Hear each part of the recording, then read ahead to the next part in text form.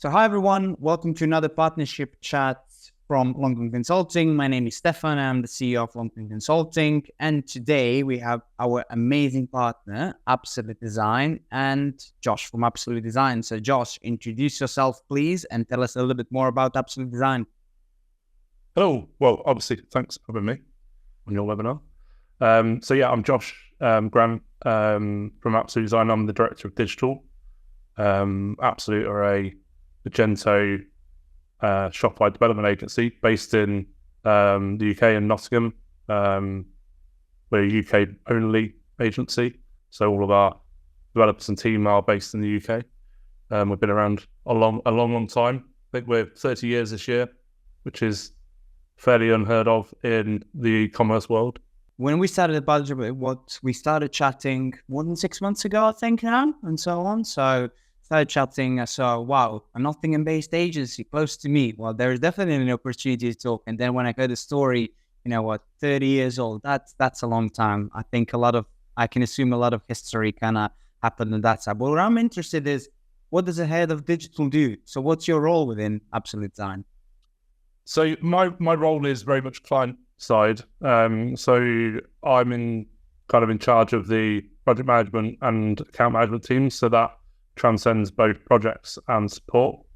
Because we're a relatively small agency as well, I do get involved in operations, everything from HR to, we're having an office move at the moment, key decisions in the business, etc. So I do sit on the board with the other directors, and sort of my input is valued, which is really nice. So the direction of the business is very much front and center of mind for me.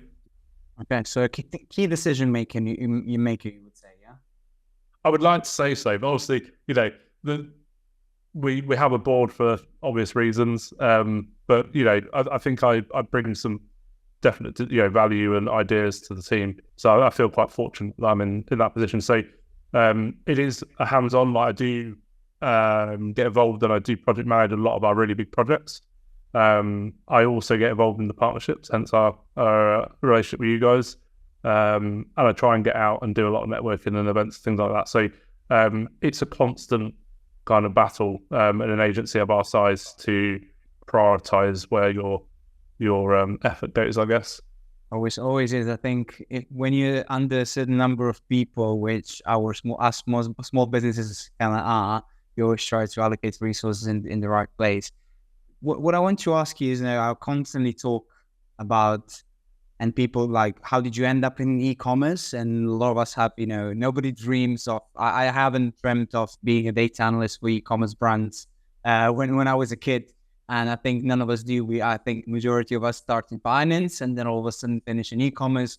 What's your journey towards e-commerce? What's your journey to Absolute Design? So I guess my journey's not a really obscure one. I grew up being very fortunate that we always had the latest computers and internet and stuff right at the sort of dawn of internet kind of being mass market. And I've got three older brothers who have all kind of had careers digitally based or around that. And one of my brothers founded a business in the .com boom, I guess, doing web development, and managed to win some really big accounts. So I was exposed to kind of the precursor to what became obviously e-commerce. I think in the early days, I did a degree. Well, I studied at university and did my studies in interactive media production and things like that. So you get exposure to sort of coding, web development, 3D animation, TV production, all these kind of things, which a lot of people in the industry kind of have been involved in. And then I went into doing a little bit of development, building a few websites and things, WordPress, all the Drupal, all these sort of things when they were fairly old and archaic, and they're much better these days, especially WordPress. And then kind of evolved from that into going into marketing in hospitality, and then landing a role in a marketing team, becoming an e-commerce manager for an e-commerce brand. Worked with them for it's like 6 years or something like that, and they actually were a client of Absolute's. So I built a great relationship Absolute, and when the time was right, and I asked, I wasn't poached. I kind of said, look, if anything ever comes up, absolutely, I'd love to kind of come back, do some agency side work. So that's where I transitioned over to Absolute, initially coming in as a senior project manager, but then quickly kind of being put into the director of digital role because the company needed it, and the quite big shift in roles, etc. It was all COVID, the usual sort of stories in agency land. So it's just fortunate timing, really, I guess, and loved it ever since. I've been here a bit over 3 years now. From the dark side of being on the agency, then to the light side of brand, and then back to the dark side of an agency. Yeah, that's the story then. Yeah. Okay, now very, very interesting. I want to talk to you more about Absolute Design, and I think some of the work that I saw you were doing and me scouting, and you showing me some of the things you can do is pretty impressive, especially on Magento and on Shopify also. The team is brilliant, young people, not, as you said, UK based, very, very cool people in the team that I met. Tell me where are you currently with Absolute Design, and what are kind of currently the business challenges that you're facing or day to day, or some of the things that you're working on? Yeah, so I think because Absolute's obviously been around a long time, and it's constantly had to pivot to survive. Originally been founded as a traditional design agency, doing design for print, branding, that kind of thing. Then into kind of brochure sites and e-commerce, it kind of grew. I think one of the biggest things, and it's really big in the industry at the moment, is kind of the battle of the platforms and pivoting to back to the right platforms at the right time. So a majority of our customer base for the last probably 10 years, e-com side has been Magento. And obviously we're seeing the transition of people going to SaaS-based platforms, Shopify and competitors. And we're just trying to juggle that, I guess, as to how much we sort of push one versus the other. I think we've got quite a good uptake. We've got quite a lot of brands now on Shopify Plus, and we're building quite a few new sites on Shopify Plus. And we do still have, tenders out for Magento projects where, SaaS-based platforms are just really tricky to kind of justify. But I think that's one of our biggest battles at the moment is try to do the right thing by the clients and put them on the right platform that's going to, be most cost-effective and most effective for them, for their growth and sales and revenue, etc. But I think it's far from, it's an obvious one. It's far from a finished race, really, is it? The platforms are going harder against each other than ever before, I think. And I think some of the platforms are obviously falling away as they've kind of, not survived that kind of race. But yeah, it'll be interesting to see what happens in the Shopify space this year with their B2B rollout, I guess, and how that impacts. We've got a lot of B2B clients, companies that have got lots of complexity, business logic and integrations, etc. It's just going to be interesting to see kind of how that transitions, I guess. Yeah, no, absolutely. I think what I always talk about is there's so much out there, right? Whether you're choosing an e-commerce platform, a CRM system, an ERP, inventory management, is, you're going to type in, I don't know, CRM, and you're going to get so many sponsored ads on like what is the best. You're going to have a lot of these blogs reviewing them, and choosing what's right. It's definitely difficult out there. So I think it's brilliant that you do both, Magento and Shopify, so you can really then act as kind of, in a way, agnostic e-commerce web developers, and then you can really give the best advice. But sorry, I have to put you on the spot here. If you were to choose between Magento or Shopify, what would you do? I think it's a difficult one. I think it very much depends on what you were doing. If I was setting up a new business that was fairly simple in its kind of offering, I would definitely go SaaS-based. There's no doubt about it. If I was a legacy business that had particular requirements, then I don't think I could categorically say that every brand can sit on Shopify easily, because you end up having to either build integrations or buy lots of different integrations and enhancements to the core offering to get some of those more obscure brands to sit on it. Okay. But I think very much if you're the lower end of the market, small business, not very complex, even a a bigger business that's, just got a very simple business model, I think SaaS can be, an ideal fit for you. Okay, a very diplomatic answer. I like it. It's a tricky one. It is tricky. Yeah. I love Shopify. I do love Shopify, and for a lot of people, they find it much more intuitive. But there is still a place in my mind for brands and Magento and Adobe Commerce that have got particular requirements. No, I fully agree. It really then in the end depends on what are the internal processes. In my belief, every business is unique in its own way, with the processes, with the people.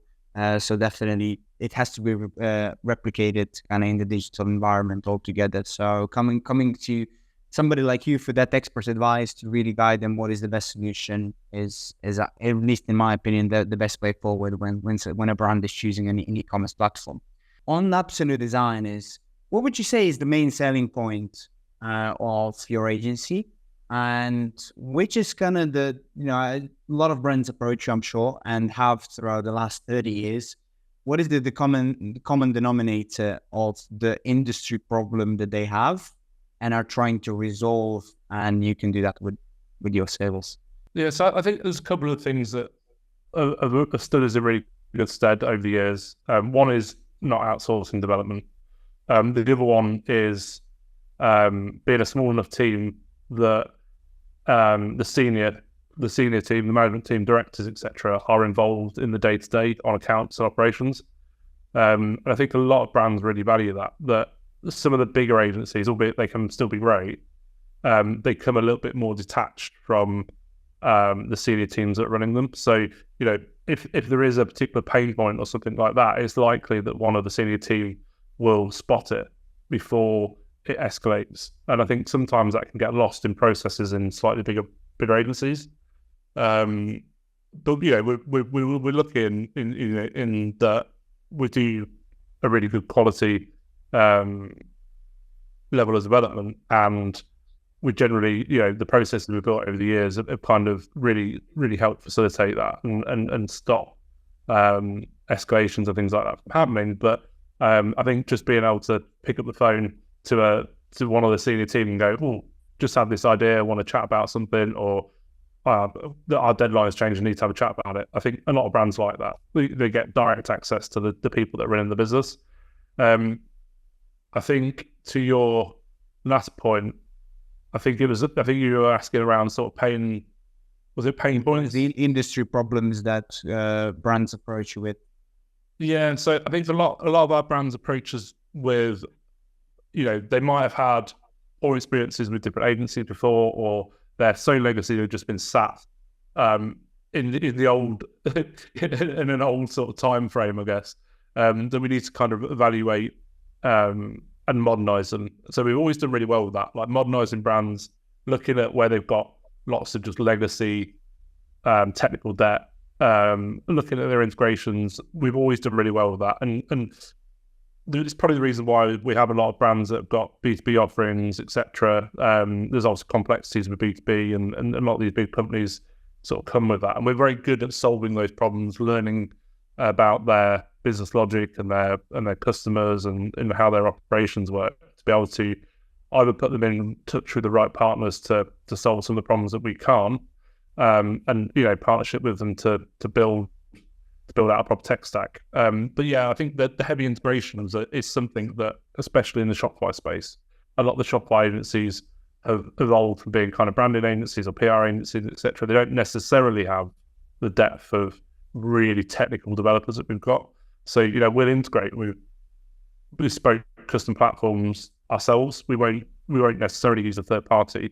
We will use third parties where it's the right thing to do, or there's budget constraints, or there's actually a really good integration already there. There's no point in reinventing the wheel, but we won't say, "Oh, we can't integrate with that." We'll build it in house for them. And I think that's kind of a real selling point, especially in some of the SaaS based world, I think. But it's more common in the Magento world and Adobe Commerce world, I guess, because those big brands, etc., that have been sat on those platforms have generally had to encounter some custom integration work over the years. So we've kind of learn from that, and we still have that team and expertise in house.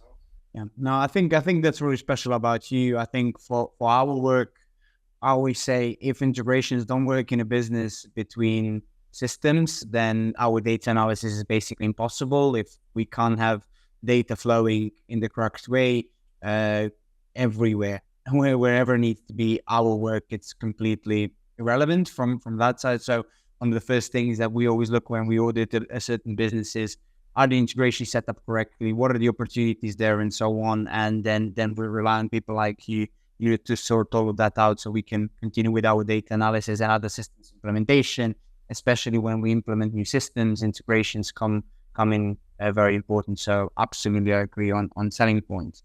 And coming off of that, like having that synergy on you doing integrations, we focus on completely on data analysis. You being a Nottingham brand. A Nottingham agency and all that stuff, I think naturally we fall into the partnership. Also, what I want to kind of communicate is cold LinkedIn messages still work because Josh, you sent me one, right? But it was a genuine message. It was a genuine message. It wasn't a bot-generated lead generation message. And then I checked out your profile and so on. And then we started developing this partnership altogether and a relationship between our two businesses. Of course, we're doing events now. We're together, like a ton of them, which is a good thing. There's opportunities in the pipeline, various others and things like that. So I want to briefly talk about kind of the partnership, because for us, from our side, from Loncom Consulting side, definitely a no-brainer. You're our only Magento provider on our partner list. So any of those type of definitely go to you. Your Shopify development is impressive. I'm a big believer that not everybody's for everybody. So also on that side is, I know what is kind of the right fit that goes to absolute all together for a referral. So I think partnership altogether has been very successful so far, especially in the events area. I don't know whether you would agree. I think so. It absolutely has. And I spotted you on LinkedIn. Someone had mentioned during a post, thought, hang on a minute, I need to talk to this guy. So you're absolutely right. LinkedIn's still got its place. As much as people kind of love and hate it, I think it's still a really valuable tool. And I think just those events that we've been doing together have already really, I think we've both had leads from them, from the networking that we've done at those events. A lot of the events that are being held within the industry by other agencies, etc. I've personally had great value from a lot of those and built connections and had referrals from that as well. I think a lot of the agencies are now realizing, I know it's happened over the last few years, but actually, this new networking sort of life that everyone's kind of embracing is actually really valuable. And in fact, I'm going out at lunchtime today, shortly after this webinar, to go and talk to another agency owner that I met at an event, and we said, actually, really got some value out there. Let's go and have another, one-on-one chat. And I think that wouldn't have happened probably, 5 years ago, and it would have been less frequent if it did. And I think people have realised that actually there's so much work for everyone, and this gets banged. This message gets banged a lot, but I think the people that are saying it, are saying it because they know that that's true. Because they've been there and done that, and they realise the benefit they've had from it. And I think even some of the mentorships and things that people in the industry are doing, are amazing. There's agency founders and owners mentoring other agency founders and owners, and that's great, right? Because they're technically giving away some of their secrets, but they know that helps build a community. And I think just us putting our own bit of effort back into events and things is the right thing to do. We're kind of repaying the debt, I guess. Yeah. In a way, I think absolutely. What I always talk about the ecosystem that is around e-com. So it's not only brands, it's not only the service providers on the other hand, but service providers also work with each other, the tech platforms, consulting agencies, we all do come together. And I think we are looking ourselves more kind of, let's get more opportunities together rather than, try to beat ourselves between each other and things like that, because, something is not the right fit for you. I don't know, too small of a client or too big of a client, right? That can happen. We all have a lower and an upper limit in our businesses that we can work with. So can you pass on that referral to somebody else? Can you pass on that business? It's always good to do it in that way. I think also to any brands listening to this is what I want to talk about is that as service providers, we do work together when it's like a partnership, and then there's a referral coming through. There's always examples when we work with our tech solutions agencies and so on, and we need something fast. We don't go through the client to get to them. If there is a partnership in place, we just kind of message them and things get done fast, so easily. So I overall think that our partnership for the future, it can only be bright from that side, because I would say is that we offer our unique offering, your unique offering. When we combine them and work on e-commerce brands, it can only do good to them as far as we think. I totally agree. We've had great partnerships with some of the tech providers that still do. When we do a lot of work together, we add value to those clients that are working with both of us, because we can streamline the process. And we get invited to more events, and they suggest clients to us, and the whole thing works really well. And the more effort that anyone in this industry puts in, the more reward they get out, for sure.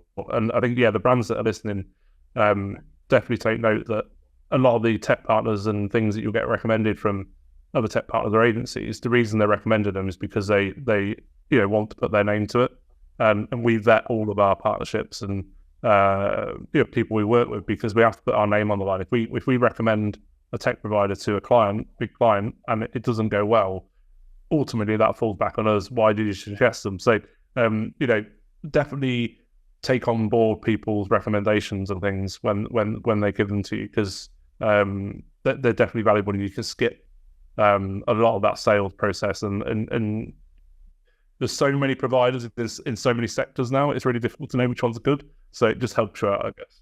Yeah. No, I think even if you have that one partnership, relying on that partner to find some other digital solutions is always the best way forward. Now, I really appreciate that, and thank you for that kind of chat on that side. I do have a quick 3 questions. That's okay with you. So the first one is, if you had the magic wand, what will you change? So I was thinking about this one, and the one thing that comes to me straight away is, and I don't know whether it's like, so you can't change it, but I think time. I think I'd change time, because I don't have enough time.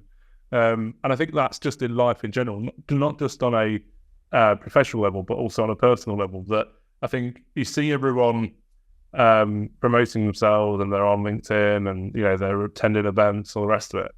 And I just look at it, I think, I've got a family, I've got, personal commitments and things like that. And I'm just thinking, like, if I could change one thing, it'd be probably to be doing the job I am now, but doing it before I had a family.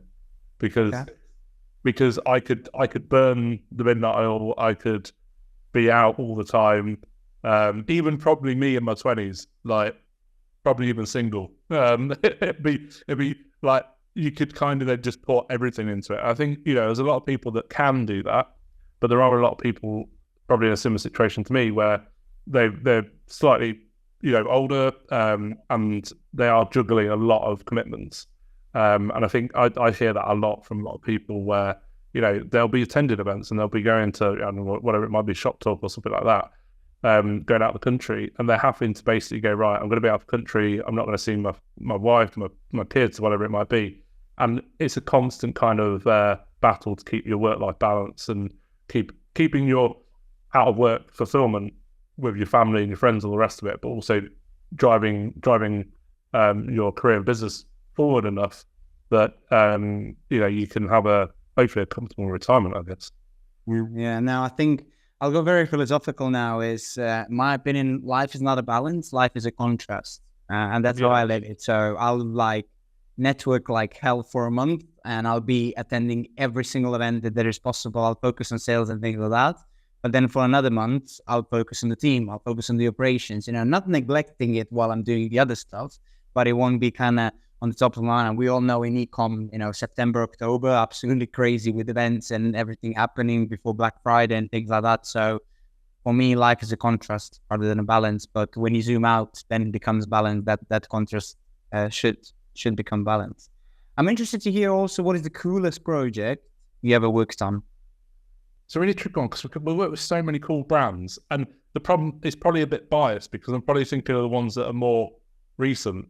Because I've done some cool projects in the past, like when I've done some work with my brother's company, like I've built like cool tech and had stuff exhibited and like the V&A and stuff like that. So I've done cool projects from kind of a tech side. But I guess the coolest projects in the ecom world, I guess, would probably be in fact, it's a really, really big project we're doing at the moment with Brompton Bike Hire. So Brompton are a bicycle brand that have famously got their folding bikes that you see across lots of cities around the world.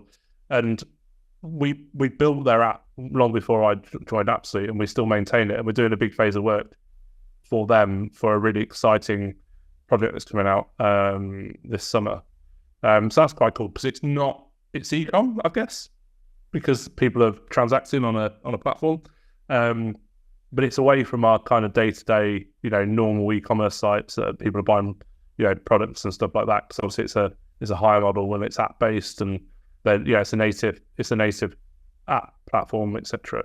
But there's a lot to that which is quite cool, and just learning about a business like that and that kind of model is obviously not the day-to-day.